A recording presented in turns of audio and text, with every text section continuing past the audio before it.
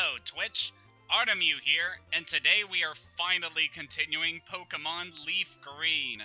Oh boy.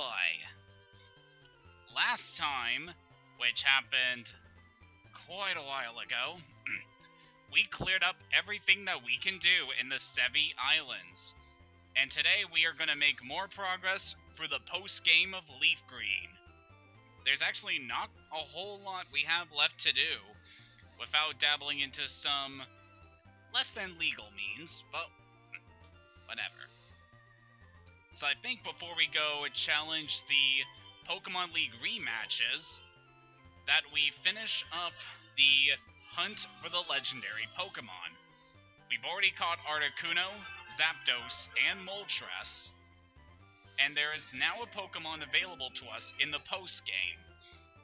It's a Pokemon that is available to you as soon as you get the National Dex. But it's one that is rather hard to find because it can appear pretty much anywhere, and you have no clue that it's on a route until you encounter one in the wild. But through the process of just trial and error while I was off screen, I managed to find it, and managed to thankfully save a save state so that I have it on this route. So I think now is the time. Just ignore that. If it doesn't encounter right away, I can always reload the state. Here it is! This is one of the legendary Pokemon from Johto, Suicune. Now, this Pokemon you can encounter is the one that's only available to you after claiming the National Dex. If you try to catch it normally, it will run away the first chance it gets, and you'll have to hunt for it all over again. This is why I've decided to hold on to the Master Ball until now, because it makes this process so much easier.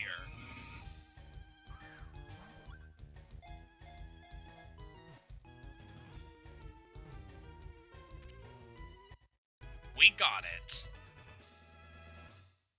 So Suicune is one of 3 potential Pokemon that you can get. And it's all depending on which starter you chose at the beginning of the game. If you had chosen Bulbasaur, you can encounter Entei, which is a fire type. And if you pick Squirtle, you can encounter Raikou, which is an electric type. So it's kind of cool that they have that. It also adds a lot of replayability, depending on which starter you pick. I actually don't... We'll just call you this.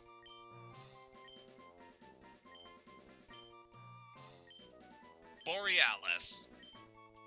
Very fitting since Suicune is associated with auroras. Let's go check out this big doggo. There's a lot of debate on what exactly the legendary Pokemon of Johto are based off of, given their appearance. It's rather ambiguous at times, but whatever. His relaxed nature, I don't know if that's that good for him. Yeah, Suicune is very defensive, and it's just very good defensive Pokemon. If you want a very solid wall for your team, Suicune's a good choice. So I'm definitely gonna save that. Gets our Pokedex up to 70, but that is not all that we can catch in this world. So as I make our way to our true destination, that will probably take up most of this video, just want to go over the event legendaries that you could encounter in this game had you gone to a certain event and received a specific item way back during the times when this game was first released. So with these items, you will gain access to some specific islands that allow you to encounter Ho-Oh, one of the legendary Johto Pokemon, Lugia, another legendary Johto Pokemon, and Deoxys, a Psychic-type Pokemon introduced in Generation 3 that's only available through an event in this game. So this is an area we could get to before with Surf, but wasn't accessible to us because someone was blocking the way. Because we went to the Sevi Islands and cleared up everything we could do involving Team Rocket, and managed to bring the Ruby and the Sapphire to Celio, this cave entrance is now available to us. And I think we are more than prepared for this. I got everyone on the team trained up to 65 for this journey because there's some tough Pokemon in here. And at the end of this cave, there's a very big challenge that'll be very worth our while. As you can see, I prepared for this by getting a lot of Ultra Balls. We are going to need them. Normally people save the Master Ball for this, but I didn't want to go for that hassle with Suicune, so... This is Cerulean Cave. Just to start off, I want you to know that you are going to need a lot of HMs for this place. Well, probably not too many, but it's definitely going to drain a lot of resources out of you. There's a lot of Pokemon here, and they're all pretty high level, so this area can be good for training your team. I don't know if I might actually come here after I'm done so I can prepare for the league battles. I shouldn't have to train too much. But anyway, this place is a huge maze that's full of Pokemon and full of items that you can get. Needless to say, we're gonna be here for a while. So I don't even know how long this is going to take for us, but... No.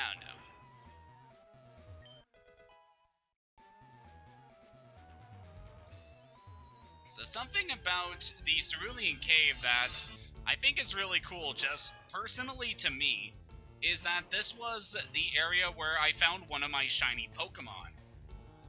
Surfing in the water, you have a chance of encountering Slowbro, and as it just so happens, I managed to encounter a shiny Slowbro here. I've since traded her up to one of my future games, but she still holds a lot of sentimental value to me. Ooh, here's one of the Pokemon you can encounter in here, Wobbuffet. This guy is nasty. As you can see there, we can't escape from it because of its ability, which keeps us trapped, and... this is annoying. So yeah, Wobbuffet are dangerous. They have a lot of HP. They cannot directly attack you, but they can know Counter and Mirror Coat, which will reflect which make it so that any physical or special attack respectively used against them, they will shoot you down with the power of that attack multiplied by 2. So these guys can be a real pain to deal with, especially because you can't run away from them. There are ways to circumvent that, but I don't really have any big strategies for them. Because they can't directly damage you, they can be can't be that much of a threat, but still. Hi, Slowpoke. There's another area where Slowpoke and Psyduck are available if you really need them. So yeah, we're just gonna go through here and get as much stuff as we can. Given my team's current setup, we should be able to gather every item that we can possibly get in here, as well as take on the boss of this area. What did I even have equipped for that? So I want to have the item finder here. Because there could be invisible items. I'm not sure.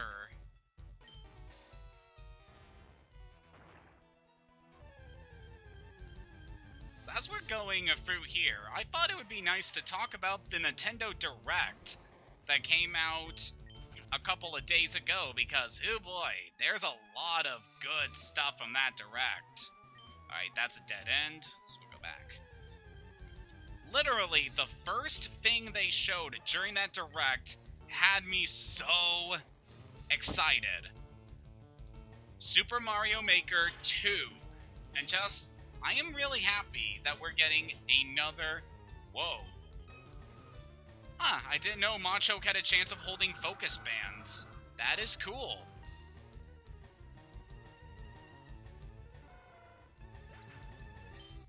And it killed itself anyway. How disappointing. So yeah, focus bands are a cool item. They basically work like you using the attack Endure. But whether or not they work or not is totally up to chance. Anyway, I'm really excited for Super Mario Maker 2. I had the original game on my Wii U, and I put so much time into it. Just because I really like designing levels. I think it was a really cool program, and to kind of get into game design, and I just really love what you can do with all the resources in the game. And this definitely seems like it's going to be everything the original Mario Maker had and more. I love the addition of slopes, because I felt that was something that they really could have used to make the original Mario Maker, like, even better. I'm glad that they are including slopes, and that they're including a lot of more features from other games, and just the fact that you can also use resources from Super Mario 3D World is also really cool. Like, you can use the Cat Mario power-up, so you got the clear pipes and stuff. That is really awesome. So yeah, I am really excited to try out Super Mario Maker 2. I think that is going to be a fantastic game, given everything that I've seen of the original. It's a very high-level Paris there.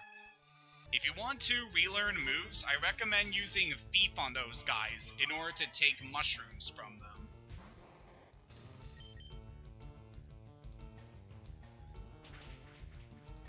What else did they show? I believe after that they showed Marvel Ultimate Alliance 2, which... it looks like a fine game. I played the original Ultimate Alliance, and it was a good game. I think the new one does look really good. Just in its visuals, how it's pulling a lot from the Marvel Cinematic Universe. I think that is really awesome. Some other stuff they showed, there was that Fire Emblem game that they had. Never really been too into the Fire Emblem games, but this one looks really interesting. Because essentially you're playing as like a mercenary who gets hired by this one place in order to train any young up-and-coming warriors, and I think that's a really cool idea. Like, you have these free houses that you can then help grow their students and help them succeed in combat and stuff. And just saying, I have a huge man crush on Claude. Like, holy crap, that guy is hot. Alright, now what else did they show? There was that Astral Chain game that's gonna come out on my birthday. So I'm thinking of picking up that one. I think it'll be fun. Get as a little birthday present for me and whatnot. They showed that Deltarune is coming to Switch, which I'm really happy for. I really enjoyed Deltarune. And I'm just really excited to see the finished game if it ever gets to that. I know a lot of people have been skeptical about that game getting finished. Even the creator is skeptical about it, but I'd really like to see it get completed. It's got a lot of branching paths here. I know they showed more of Daemon X Machina in the Direct, which is cool. I think it looks like a good game. They also did, I'm trying to remember this. I know for a fact there wasn't any Animal Crossing news, which, I don't know, I'm a casual Animal Crossing fan, but just some of those fans can be really rabid. Like, when they don't get any new information for a while, it's just crazy.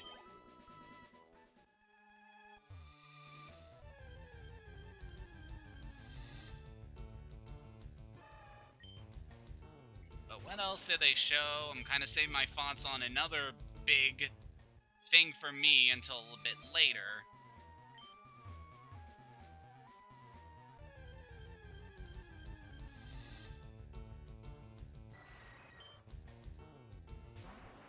I know there's that one Smash Brothers update that's going to include Joker that's coming up. That'll be very nice. I'm really excited to get to play as him, because I'm loving Smash Ultimate, and another reason to keep playing it is very happy for me. So I believe that's the way forward, so I'm going to ignore that for now. I might have to use a repel. I'm getting a bit tired of these encounters.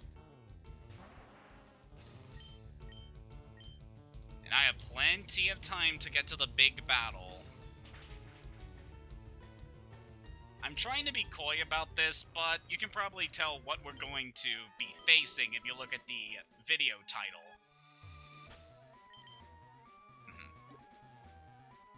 Well, I got plenty of max repels. Let's do this.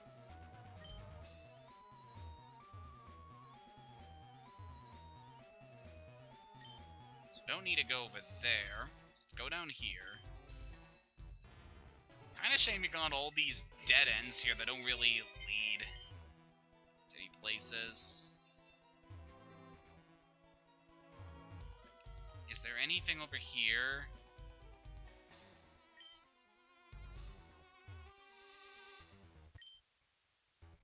Of course they showed Assassin's Creed Free, which I don't really care for. I never played an Assassin's Creed game, and I don't really have any reason to. Okay, that's everything here. Kind of a shame they have all these dead ends that lead to nothing. They could have put a few more items here. Alright, let's move on.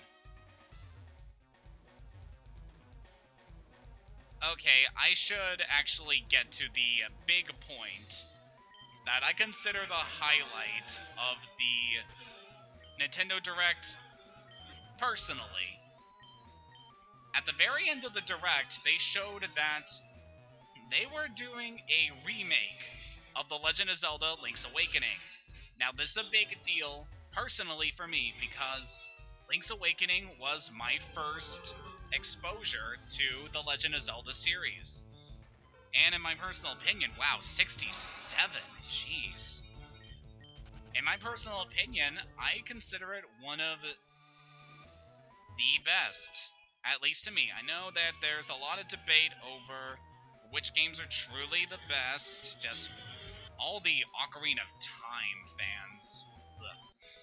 But to me, Link's Awakening is just such a big part of my life that I'm so happy to see it getting remade.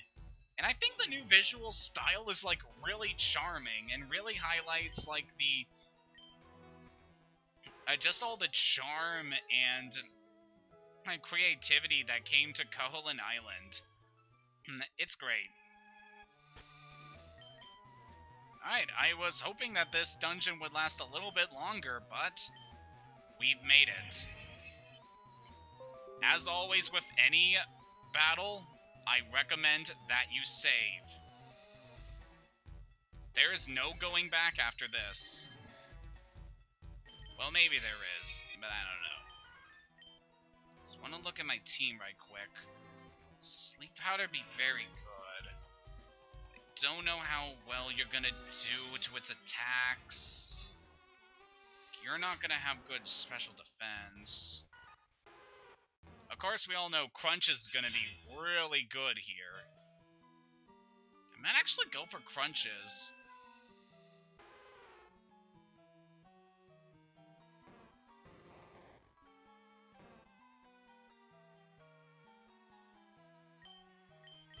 Yep.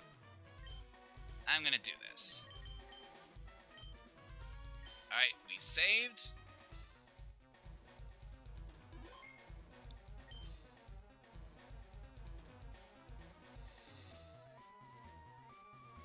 And let's do this.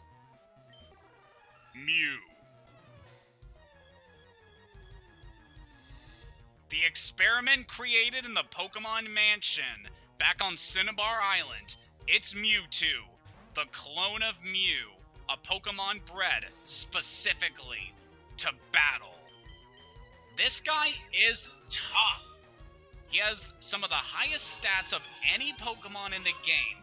He's a Psychic type, which should just emphasize already how good he is, because Psychic types are just so good in this part of the Pokemon timeline. And even when trying to catch him, this guy is no joke. He is very strong. And he's probably going to outspeed pretty much anything you throw at him, as long as they're not over-leveled. Alright, we got him asleep, and he's in the red. That is very good. So I don't know how well this is going to go. Let's just go for it. So Mewtwo, like all legendary Pokemon, has a very low catch rate. In fact, many people use their Master Ball on Mewtwo just because he is that difficult to catch.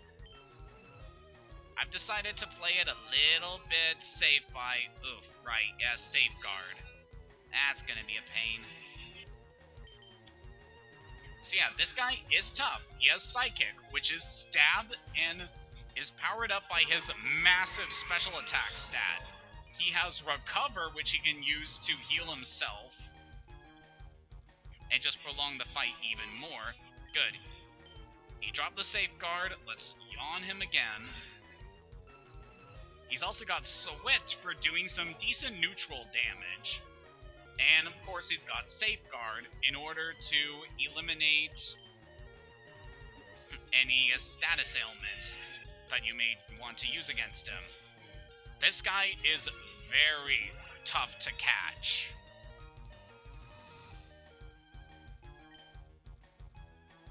And I felt like, since we're at the end of the game, what better challenge for us than trying to catch the strongest Pokemon in the Kanto region?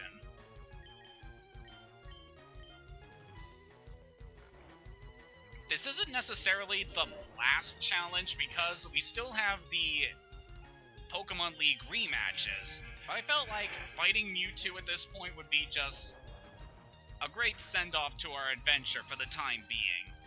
Oh! Of course that happens. Sometimes just score an unlucky crit and it all falls to pieces. Just give me a second. Let's reset that. So yeah, this is why I figured that we're gonna be here for a while. Just one moment, you can get unlucky.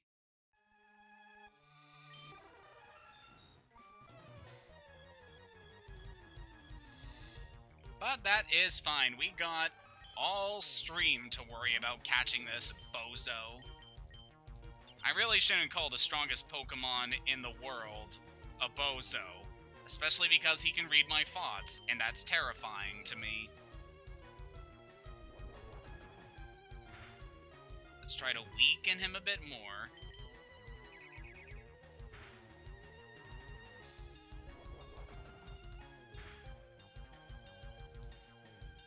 Okay, we're good. So we'll use Yawn on him once his Safeguard drops. But yeah, this is the name of the game, keeping Mewtwo weak enough that we can use our Pokeballs.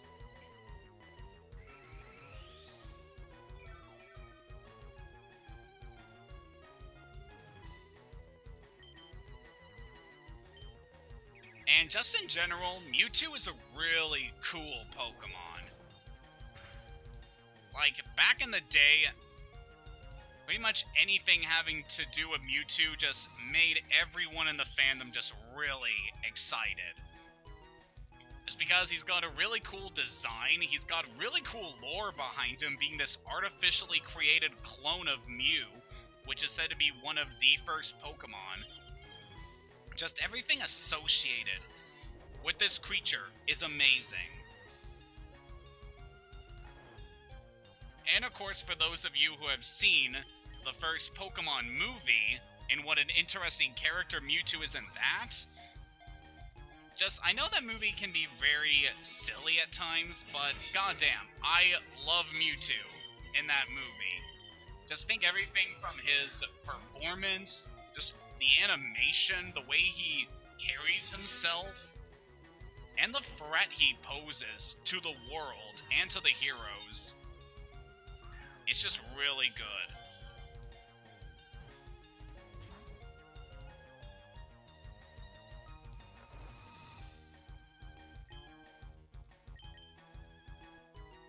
So good, in fact, that they gave Mewtwo 2 Mega Evolutions for some reason, and I don't understand why. Oh man, that was so close, I thought we actually got him. Alright, the safeguard's been lowered, let's go for another yawn. Hang in there, Crunches. I'm really glad that I have a Snorlax right now to take these kind of hits, because Mewtwo is just so powerful. Not only are its psychic attacks really strong, but it can also use... But psychic can also lower special defense, so... It's good just to have a very powerful wall here to just take these attacks while we try to weaken this Pokemon. Alright, he's asleep again, let's go for the capture.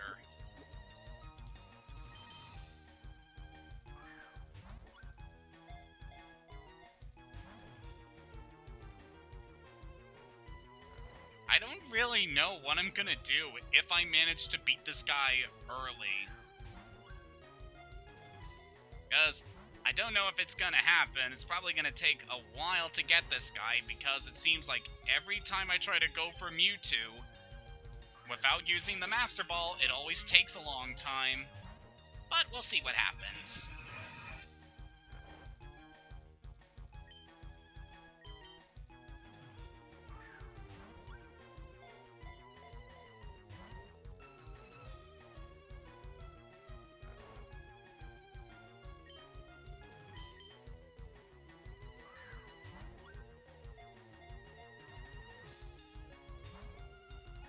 Ah, jeez.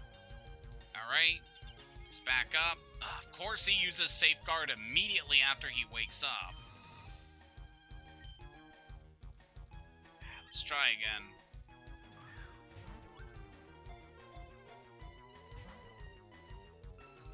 There's nothing we can do but keep throwing balls and healing up until the Safeguard drops again. Ooh, I did not want to see that. We just had a special defense drop.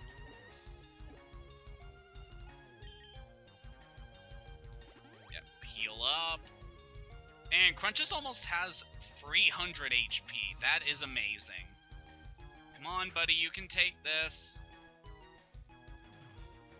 Oh my god, he got a crit. Wow. Yeah, see, stuff like this is why I don't use the Master Ball on Mewtwo, because things get really intense when you're fighting this guy. Oh, come on.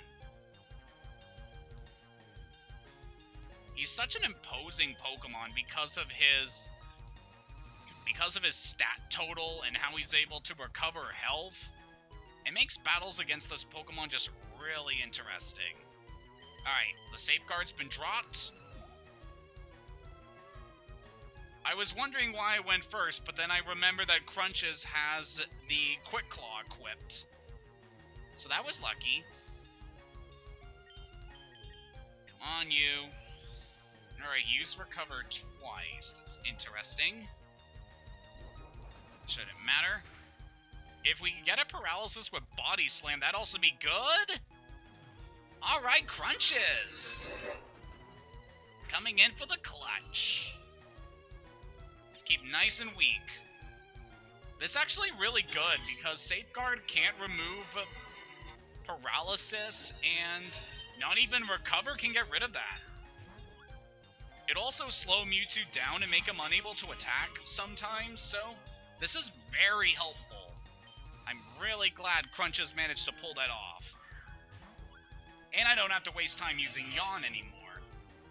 So come on, all we have to do is just wait it out and catch this guy.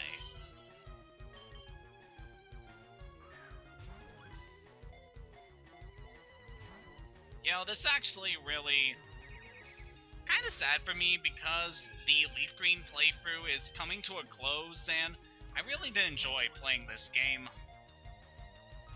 on Twitch.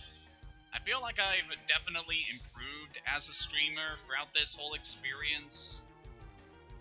Oh, we're getting some dropped frames there.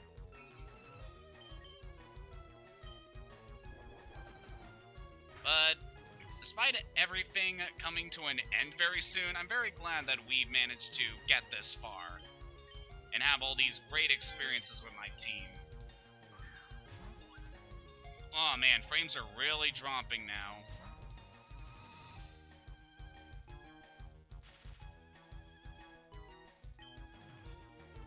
Okay, things are looking good. Don't know why that happened. He's using Swift now, so he might be out of Psychics. Crunches did take a lot of hits against this guy, so maybe he's out. And maybe... no. Oh well. We still got plenty of time to fight this guy. That's just kind of how these legendary encounters go, just having to wait it out. But I've been playing this series for so long that I don't really mind it too much. Given all my experiences trying to catch these legendary Pokemon, just the highs of seeing the Pokeball shake even once, it's really exhilarating at times. It can even be pretty zen. Really glad for that paralysis. Is anything else I want to talk about while we're doing this?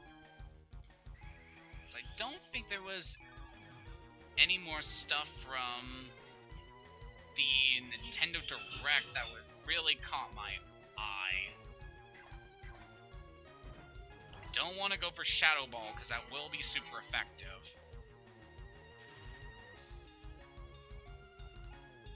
I don't know how much damage that'll do compared to a stab body slam, but I don't want to risk it.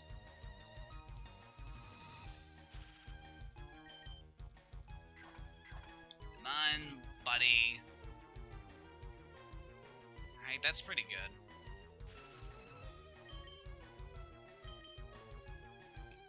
Come on, Crunches. I could also use Ethers to restore Crunches' PP in case I need to, but I don't know. This will still take a while.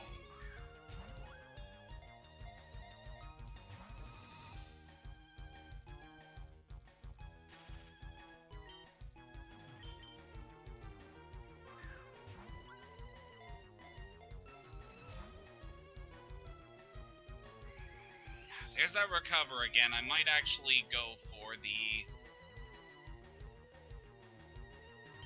yeah, I'm just going to recover his power points. Right, with these. So this is kind of why I've been saving up these ethers and elixirs, just to get my stuff back in case the worst happens. That's good. Oh, he still had a psychic left. Oh, this is gonna do a lot. Yep, Crunches is down. Alright, now, who am I gonna do next? I think Superior is the next best when it comes to...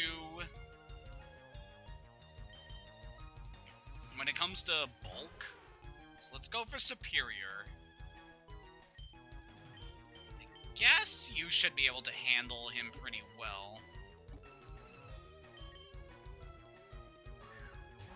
It's actually kind of fun because back in my blue Nuzlocke, which was also the first Nuzlocke I ever beat, I finished off Mewtwo with my Lapras. So that was really fun. Come on, buddy. No. Yeah, just kind of how it goes.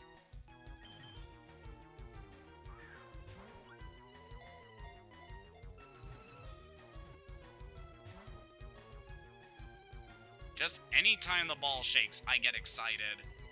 I can't help it. It's in my nature as a Pokemon trainer to want and need to catch them all. And I won't rest until I become #1.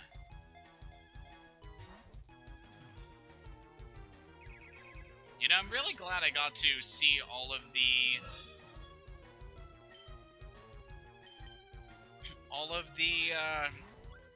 Twitch streams with the Pokemon marathons again, just because it's been really fun getting to rewatch the series from the early days and seeing it advance and how it improves over time. It's like I still have nostalgic attachment to like the Kanto series, but there's some really, really weird choices they make when doing that show. Just kind of interesting too. Yeah! 36 minutes into the stream, we caught Mewtwo. Oh boy. The genetic Pokemon. It was created by a scientist after years of horrific gene splicing and DNA engineering experiments.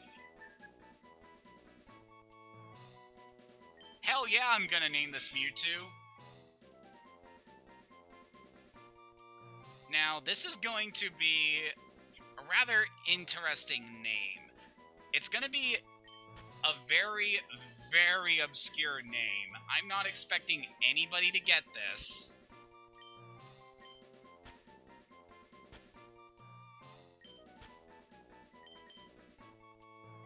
I'm naming my Mewtwo Georgie Poo.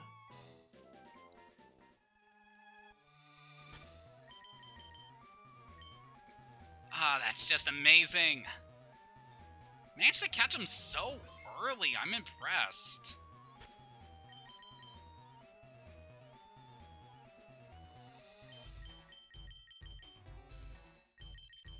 I don't have dig on anybody, do I? That's fine. I probably have an escape rope.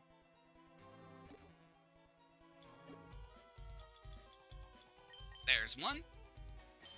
So, I decided to name Mewtwo Georgie Poo because it's a reference to these videos that I used to watch when I was younger. Back in my early YouTube viewing days, there were these series of videos that I saw that was just of a girl playing with her Pokemon toys, and she would invent a whole bunch of stories and scenarios for all her Pokemon characters. And in that series, she had a Mewtwo as a recurring character in that series. And at one point, this Mewtwo gets hypnotized into thinking that he is a total idiot. And his idiotic persona was called Georgie Poo. So this is a name that just has I have a lot of connection to because of how much I enjoyed watching those videos when I was younger. So yep, this is Mewtwo. One of the most powerful Pokemon in the game. Here was our final major challenge of this run besides the Pokemon League. I think it was very well worth it to go after him because that was just an amazing experience.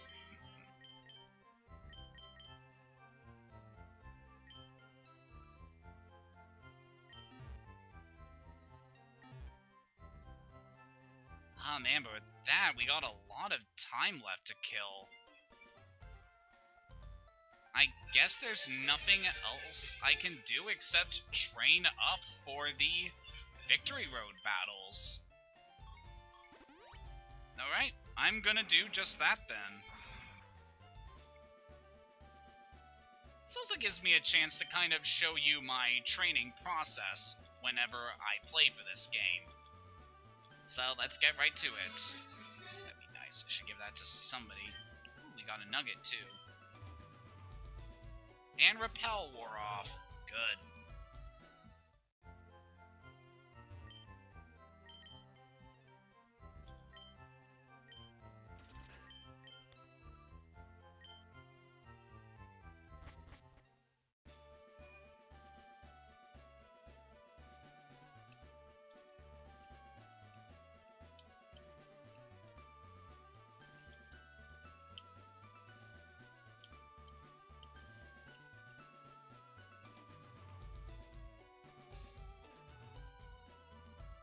I just needed to check something right quick. So what I am going to do is head off back to the Sevi Islands. We're going to return to one island. The very place that started our Sevi Island journey. And we're going to ride across the waves back to Kindle Road.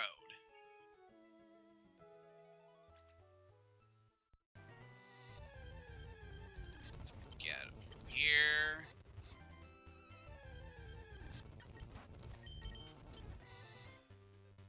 Don't need you guys. Don't need you.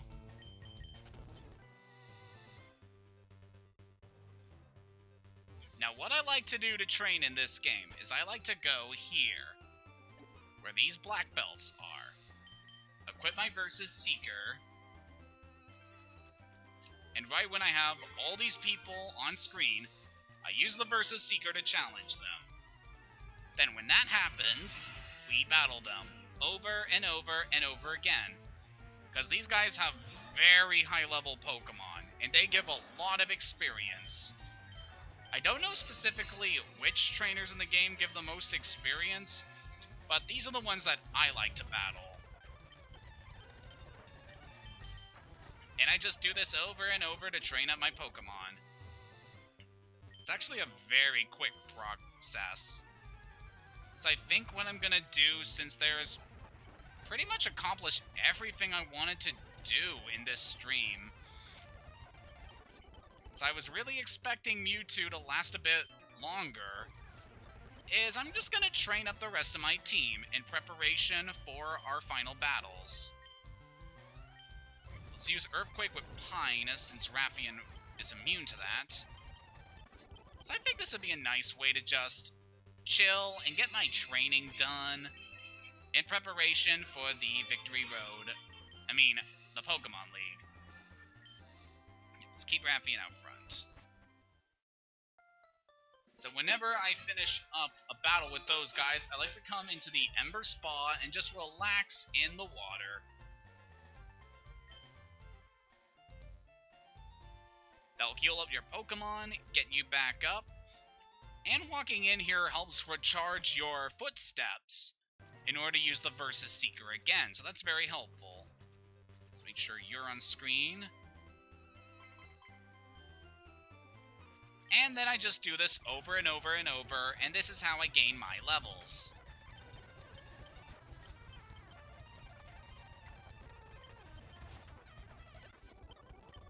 So yeah, I'm gonna chill out for just a while and keep battling these guys just so we get our levels up and are prepared for the final battles. Because believe me, there is a lot we still need to do. And I'm probably gonna knock that out in the next stream I intend to do, because after that will be the end for this game. Because after that, we're done LeafGreen. We've done everything that we could potentially do in this game.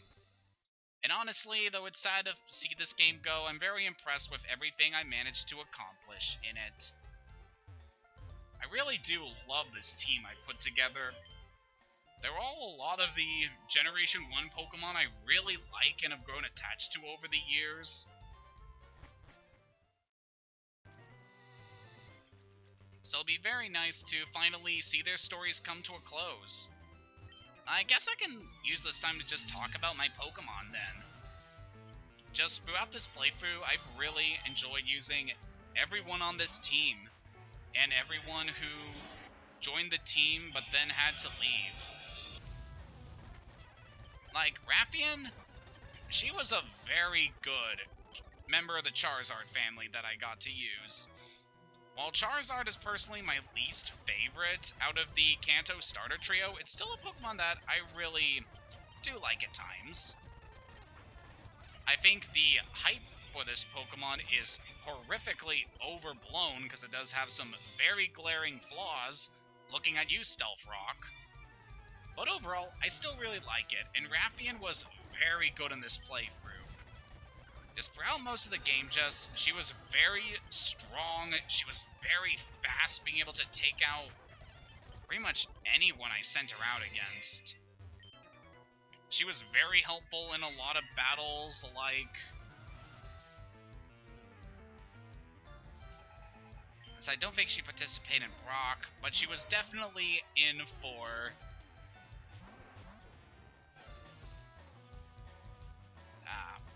was she even for Erica? Well, all I know is that Raffian has been a very useful member of my team, and I couldn't have asked for a better Charizard. Then, of course, there was Margarine, our little Butterfree. It was a very handy member of our team from the early days, until we eventually had no more need for her services. After the Silphco shenanigans. She was wonderful in how fast and strong she was in the early game. Having access to the powder moves in order to cripple our opponents, had access to some pretty good special attacks early on, especially when we got Dream Eater. She did fall behind later into the game, but she was so helpful to us early on that I was very glad I got to use her. Margarine, you were a very valuable member of this team. Then, of course, we cannot forget about Kung Pao, our Primeape, for being a very fast and very powerful fighting-type Pokemon. He joined our team at a very pivotal point, helping us to defeat Brock, being useful to us against Team Rocket and so many other battles. He was a trooper.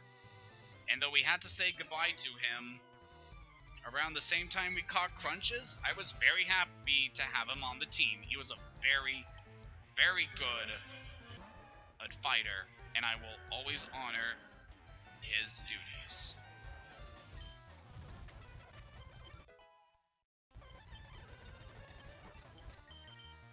Then we come to Pine, my Sandslash. Personally, one of my favorite ground-type Pokemon. I really adore Sandslash for having a very great design, and Pine really lived up to my expectations.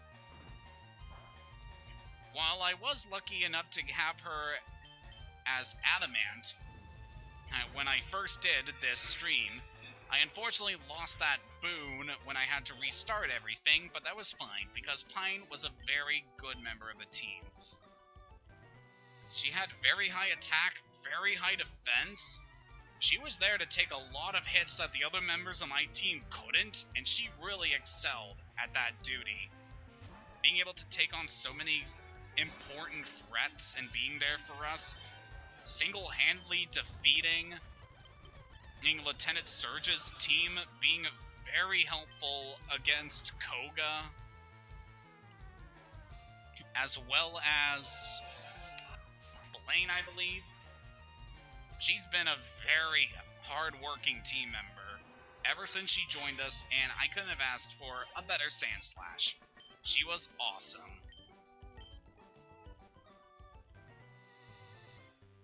Bella, you have been very fun too. Just all in all, I like to make jokes about how she's not the prettiest Pokemon, as evidence when I first drew art of her in her Weepinbell form, but all in all, I still really like her. Ever since she joined us, she proved she was perfect for our team by helping us defeat Misty and being helpful in so many other fights.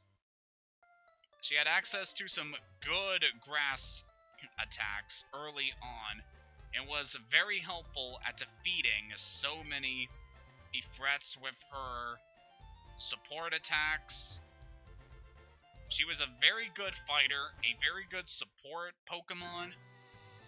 It's like, I'm very glad that she got to join us and be such a pivotal member of this team. There's a lot of good grass types in this game, and she definitely excelled in that department.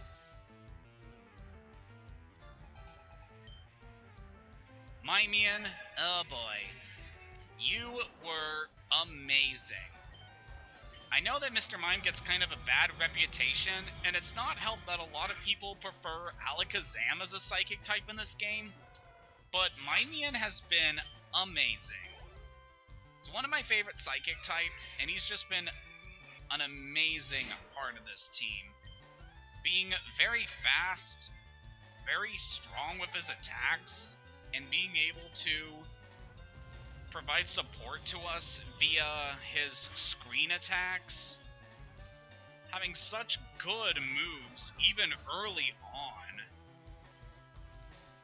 Just being such a powerful Pokemon that could even take special attacks very well. I was really proud to get to use Mimian because it's one of my favorite Pokemon, and he was a damn fine addition to this team. I'm very proud of him. Crunches, you joined us partway for this adventure, but you fit onto the team like you had always been there. As evident in so many battles, you were a beast. With your high HP and special defense, you could take attacks that nobody else on the team could. And with a very solid moveset, you could handle pretty much any threat in the game. You really proved yourself to be one of our best attackers and one of our best tanks, and I couldn't have asked for a better Snorlax. You were awesome, and I will always cherish the time that I got to use you in battle, because you were amazing. And then it comes to Superior, who has managed to be on this team ever since the end of Silphco, and since then, he's been an overall very solid Pokemon. I love Lapras. It's my favorite Generation 1 Pokemon, and one that I'm always happy to use whenever I can because of its very solid stats. And Superior was no exception.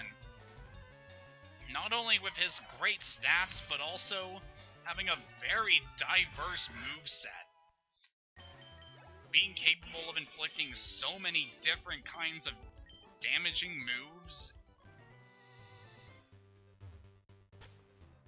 And just being such a solid addition to this team, helping us out against Blaine and against Giovanni and so many members of the Elite Four. I was really glad I got to use Superior for this playthrough, because you've been an exceptional water type. And since water is my favorite type in this game, and I love so many of the water types introduced in this series, I just cannot overstate how proud I am to have gotten to use Superior in this run. You've been wonderful, and I will always cherish the time we've had together. Man, I'm getting so sappy right now, but I think it's the proper time for us to get sappy, considering just how soon we are coming to the end of this game. So once we're done our training, there's only the Pokemon League rematches to do.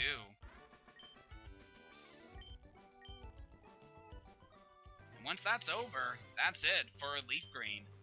But I'll be happy to get going onto some other games.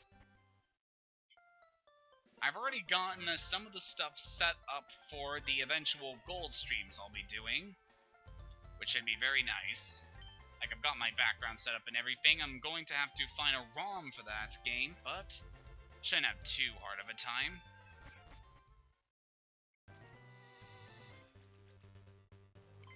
So yeah, I definitely think that we are going to have a good time there, just like we had in LeafGreen. I know I started out kind of rough at first throughout this playthrough, but I definitely like to think that I improved, and I'll be able to provide an even better streaming experience in time.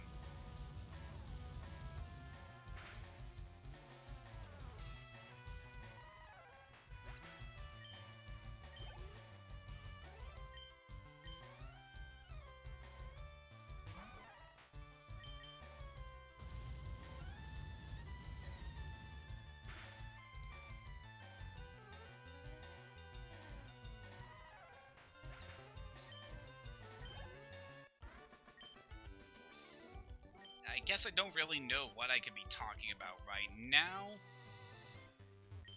I guess I could go over some of my personal experiences I had throughout playing Fire Red and Leaf Green in my life, just kind of sharing my own experiences with this game and this series in general. Because I do have quite a few good memories of these games.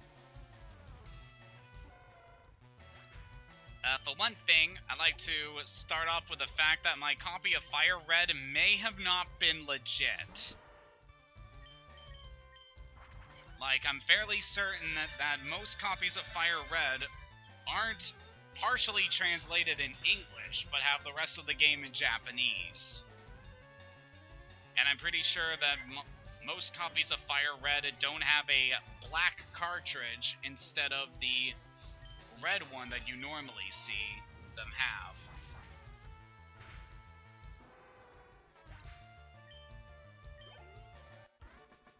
So yeah, I'm pretty sure I got a bootleg cartridge of Fire Red, but at the time, I didn't really care. Especially considering that I played the original Red when I was a kid, so it was very easy for me to just get for the game normally with that. Until eventually the game got put accidentally into the washing machine. And I guess that damaged the cartridge. Because for some reason, after that point, I don't know why, but there was a glitch in the game that made it so that every time a Pokemon used the move Camouflage, the game would always freeze. And like, that annoyed me so much that I'd have to be constantly avoiding Pokemon that use Camouflage for that very reason. Alright, Raffian's all trained up, that's good. And eventually after that, the game lost the ability to keep save files, so yeah, that was pretty much my experience with Fire Red. Since then, I have not played that particular version of this game. Leaf Green, though, I still have my original Leaf Green copy, and I still treasure it a lot. It's been the site of very many playthroughs, many of which gave me some of my best experiences with this series. For one, it was the cartridge where I first encountered a legit shiny Pokemon. That being a Voltorb that I encountered so long ago, but I did not manage to catch, which was very disappointing, and I'm still kicking myself about that to this day. I don't know, I might try to shiny hunt for a Voltorb in Let's Go, just to make up for that experience, because it's still something that I really want to do, to make up for that. And, as I said earlier in this stream, this was the game where I found my shiny Slowbro. And still one that I really do love. I love the color scheme of it, and everything. So it's a very solid shiny in my opinion. And I remember going through this game. Like, I was not the best Pokemon player when I was a kid. Because I would try to rush through so many battles. battles. And there was a point in my life when I absolutely refused to use healing items, or focused on balancing my team's levels. So there were times when playing through this game when when I reached the Pokemon League, I would constantly be throwing my underleveled Pokemon at the Elite Four and constantly failing and trying again over and over and over again until my Pokemon eventually got so strong from the constant battles that they finally managed to edge out a win just by sheer dumb luck and determination. But more than that was just how I played and just how annoying it could be.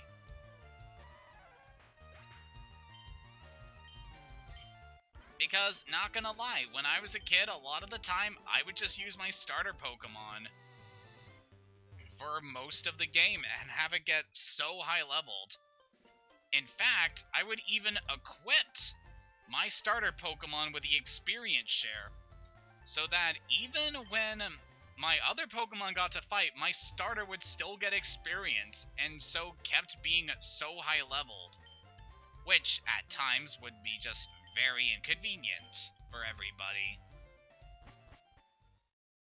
But I don't know, it was really fun, especially when I managed to catch the legendary birds and use them on my team, and just having them be very instrumental parts of my league challenges. Just fighting with them on my team alongside my starter, it was a good time. I still look back on those days when I wasn't that good of a Pokemon player, and I just kind of laugh at how bad I was. It wasn't until the Diamond and Pearl era that I started to actually get good with this series, so I do have a lot of nostalgic connection to those games for shaping me as the Pokemon player that I am today.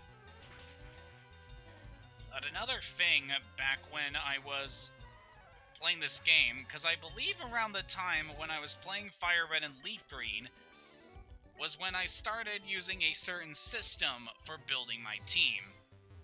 It's like I was a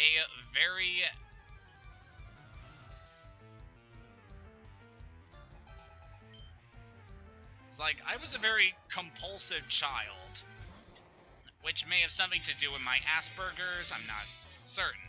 But I always like to have things done a specific way. And so, when playing Pokemon, I created this own system for building my team. That, I admit, is partially inspired by how Ash's teams are usually laid out in the anime. So how I would construct my teams when playing through the Pokemon games as a kid, I would have one grass type, one fire type, one water type, one electric type, one flying type Pokemon that is able to learn fly, and then one Pokemon of just whatever type I felt like using for the rest of the game. And I used a lot of teams using that formula, and it's a surprisingly very good way of structuring your teams for these games, because having those types gives you a lot of coverage against most of the Pokemon in the game. And since many of those Pokemon can, in turn, learn a lot of coverage moves, it can be very easy to fill the 6th slot of your team with just a type that none of your other Pokemon are able to fill. So I don't know, that was a way that I would play the games a lot as a kid, and it was a way that really worked, and I don't regret playing that way. It was a really cool way of doing the experiences. Again, I was a very obsessive, compulsive kid.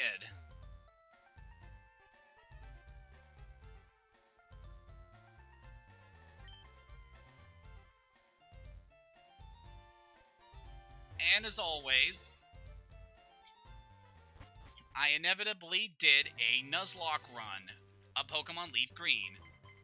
And it was a very good run, all things considered. I believe I only had like 4 depths throughout the entire run. And I'm quite pleased with the team that I ultimately had. Because even that game, I went all the way to the Pokemon League rematches as a Nuzlocke, which, as you can imagine, can be very time-consuming, especially given the amount of training I'm doing right now. But it was good. My team in that run was a Blastoise, a very solid starter overall, a Pidgeot, just my flyer, very fast, has some good stats overall, a Crobat, which is one of my favorite Pokemon just because of how fast it is, how awesome its typing is. So he was a very solid member of my team. So I also had a Persian who was very helpful. Like, I wasn't really a big fan of Persian until this Nuzlocke run, because when I finally used a Persian in this run, she was amazing. I was amazed at how many threats she was able to take down. Like, she could easily take down so many Pokemon. I was not expecting her to be able to come out unscathed with. Like, she would face Gengars and Alakazams all by herself, and she'd always come out on top. It was crazy. But it helped me gain a lot of appreciation for Persian after that, so I was really impressed. Of course, I also had a Victory Bell, because it's one of my favorite grass types, and she did very well too. And last member of my team, it was originally a Haunter, but he got knocked out during the first round of Elite Four battles. So I ended up replacing him with a Rapidash when I was doing the rematches, and he was pretty good. Only gone in a few battles, but he was a very solid team member. He actually had the highest attack stat out of all of my Pokemon, which was very impressive. But he was a fire type and Gen free, so having a high physical attack doesn't really mean much. So yeah, those are a few of my experiences with LeafGreen.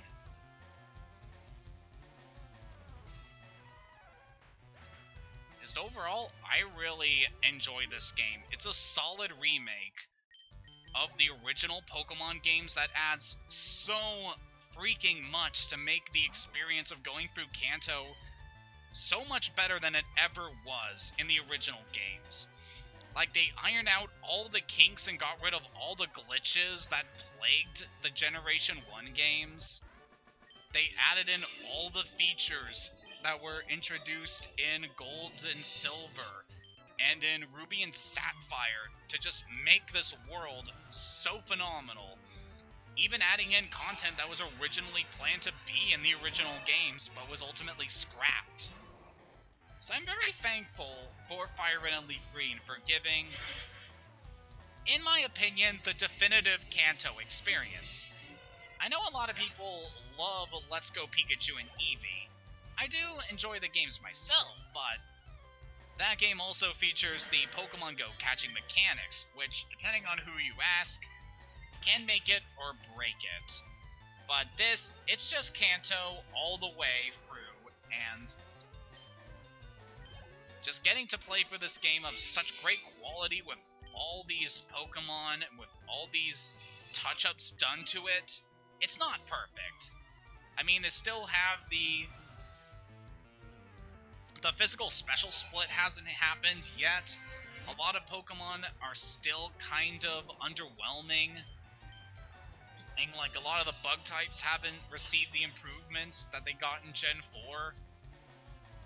But overall, it's still a fantastic game. I really love Fire Red and LeafGreen. They did so much for the series. And I'm so glad that they exist to this day. I kind of hope that they eventually re-release these games on Switch. Like, they could have a thing where you can play Game Boy Advance games on the Switch. And if they had the Pokemon games with that, that'd be very swell. Just saying. Please do this game, freak. Alright, that takes care of Mimian's training. So it's time for Pine. Let's move Bella up here to help with the other fights.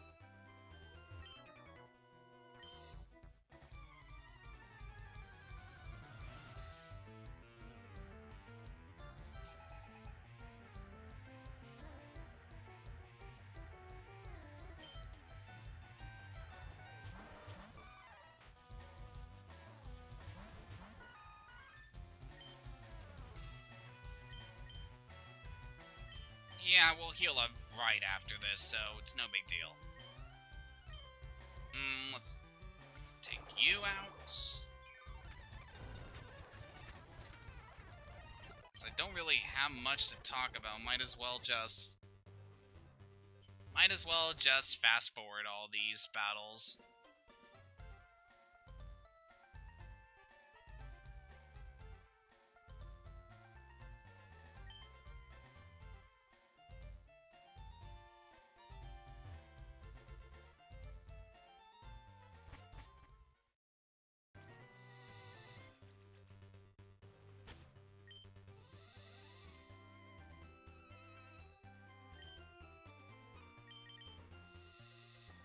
Also, for the record, fighting these guys is a great way to build up your money. Just look at that. So much money just from fighting these guys. So if you ever want to get some money, just fight some trainers. It's very lucrative, and it gives you a lot of resources you can spend to get things that you normally would probably take a lot of time to get.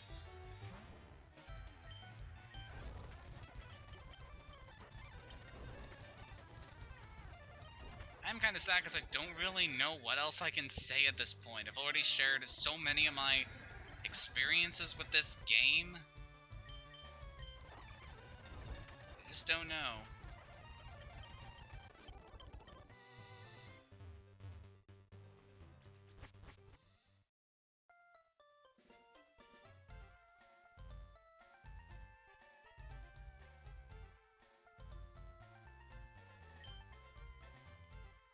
I mean, I could go into the league right now, but I would probably get wrecked because there are some very strong fights there.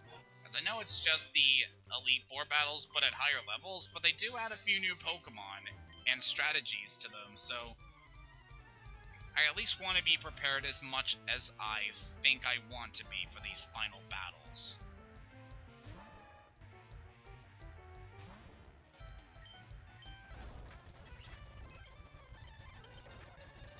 I'm actually kind of disappointed that I had to capture Mewtwo so early, because it just leaves a lot of,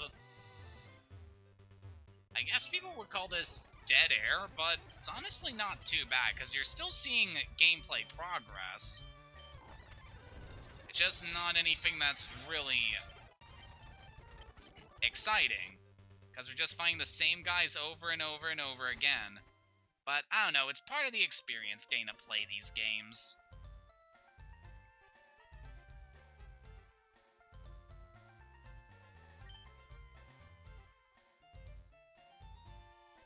And I want to at least wrap up this series on a high note with these rematch battles. Probably be doing that another time. So I got a day off this Saturday, I could probably do the battles. So that'd be nice. Then we can finally put LeafGreen to bed and start up a new adventure. Because I'm really excited for Gold. I've already got most of my team planned out for what I'm going to do in that game. I don't want to spoil too much, but the only thing I feel comfortable revealing is that any of the Pokemon I used on my team in the LeafGreen playthrough, I am not using any of these Pokemon in Gold. So you're not going to see Sandslash or Victory Bell or Lapras or any of those Pokemon. So I think it's going to be a cool experience getting to use something different for a change. I really do love this team, but it's time to move on for a new adventure.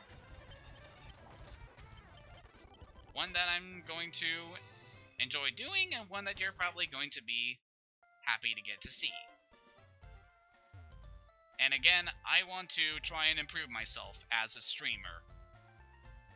Like, I know I'm not going to get on the same level as some of the other streamers on this website, but still nice to provide some content for people to tune in when they want. And plus, getting to draw up my Pokemon that I add onto my teams is a really good practice for me as an artist.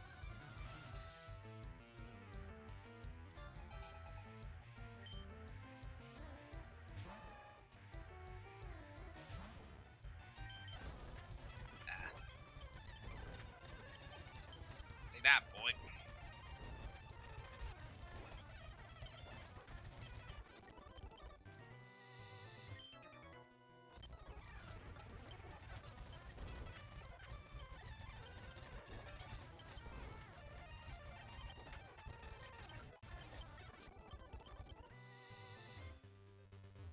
So, I guess nothing else to talk about, can kind of go back to what I was saying about the Nintendo Directs and just how I'm really excited for the games that they showed.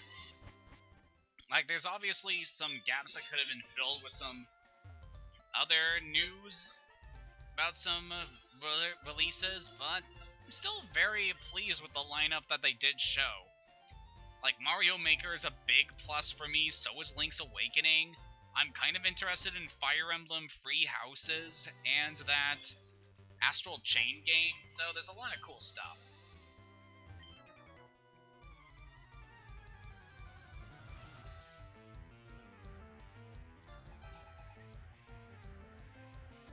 And I could tell that I was not the only one hyped, because I was actually in a Discord call with some people from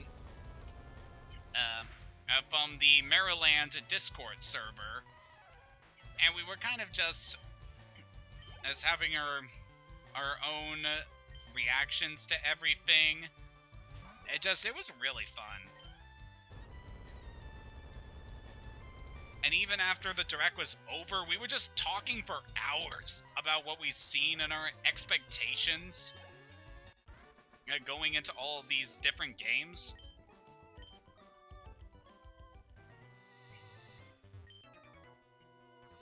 So yeah, that was definitely a really good experience for me.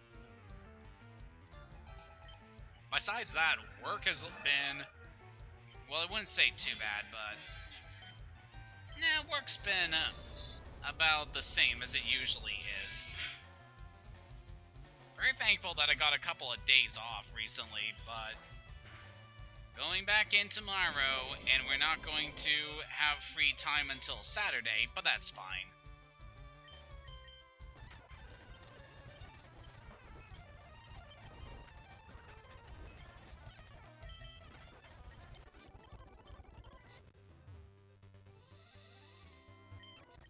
Stop that, you. I kind of want to get back to watching some shows on Netflix as well, because a lot of stuff that I've started watching but haven't gone back to in a while. I'd definitely like to catch up on some stuff. Alright, Bella got a level. Let's finish up with Pine, and then we can move on to Bella. I'm kind of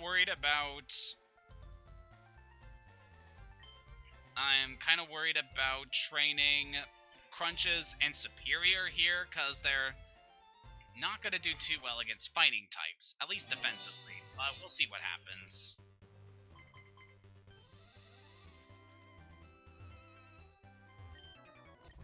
Alright, just this guy then.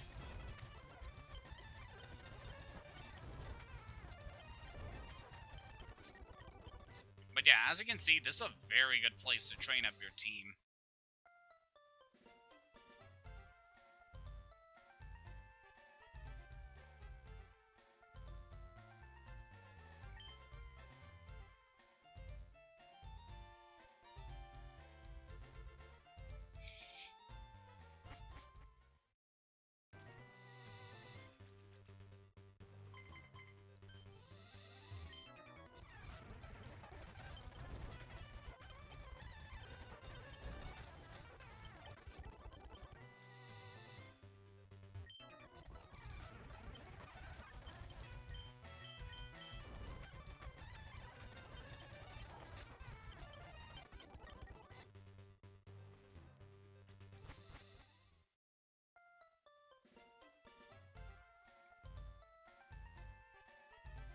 man, I was not intending for the stream to get so boring at the end, but this is just kind of what happens.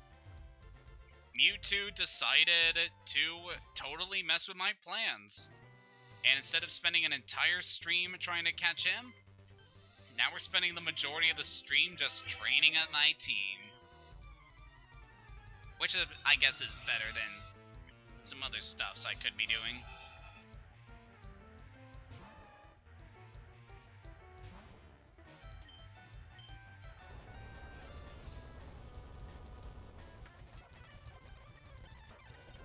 Alright, that should level up Pine. She's all trained up. Alright, let's get Bella in here. I think we'll bring in Superior as our double partner.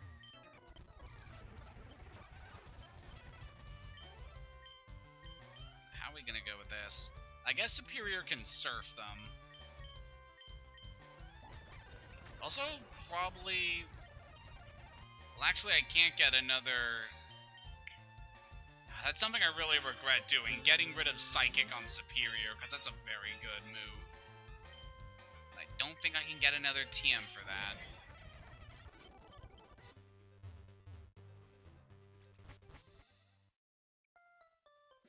But that's just the way it is.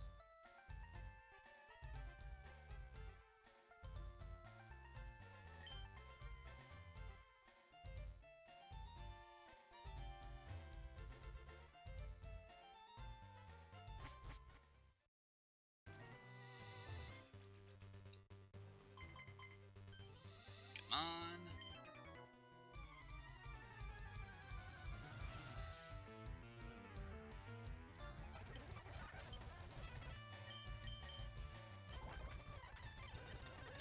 Nice, Sludge Bomb is good for these primates. So I guess that was the only one.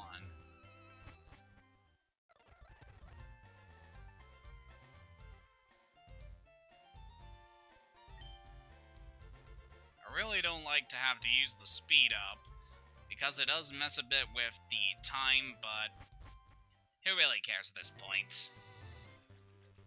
As long as I get this done, I don't really care.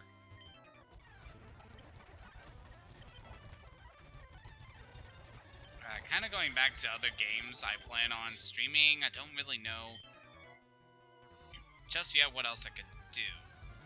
Like, after Gold, I might try something else, like maybe doing some Stardew Valley streams or Skyrim. Not really sure. It'd be nice to do games like that.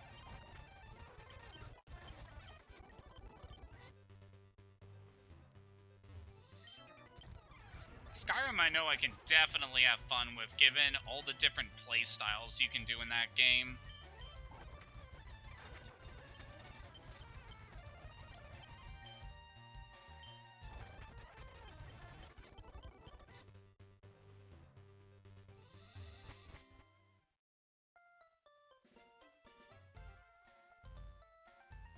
Yeah, I don't really know what else to talk about right now. I'm running on fumes. There's nothing else I can do but just keep fighting.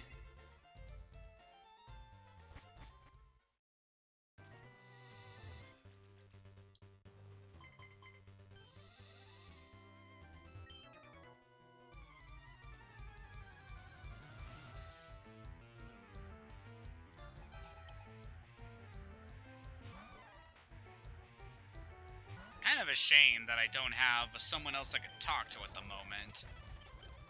Just because many of the streams that I follow, many of those people have co-commentators that just help them out throughout the experience. I don't really have anyone like that, sadly. Would be fun, though.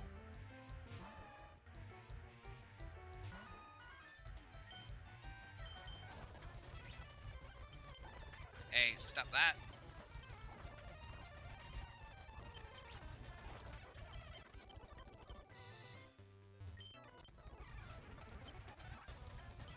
Probably use Giga Drain here to recover health.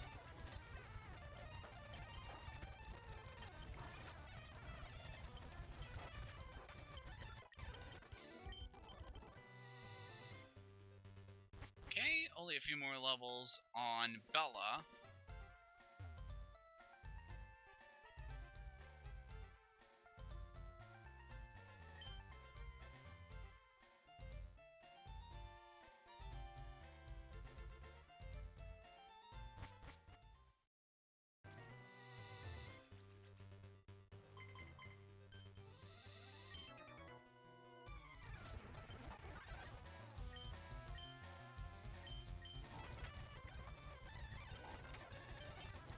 You.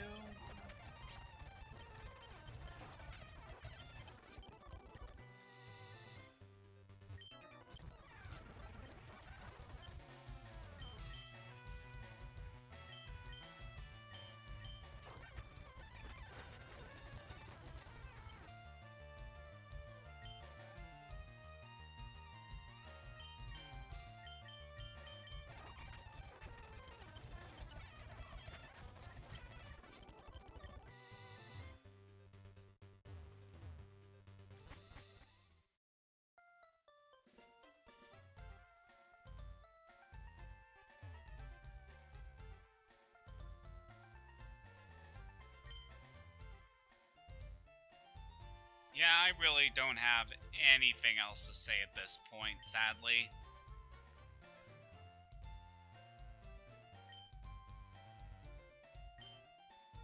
I really don't want to have to call it early, but I'm gonna call it early, just because there's nothing else I can think to talk about. There's nothing else I can really do besides train up for the Pokemon League. So, I'm gonna call it here. Next time on Pokemon LeafGreen, it's going to be the finale. Have a good day and take care.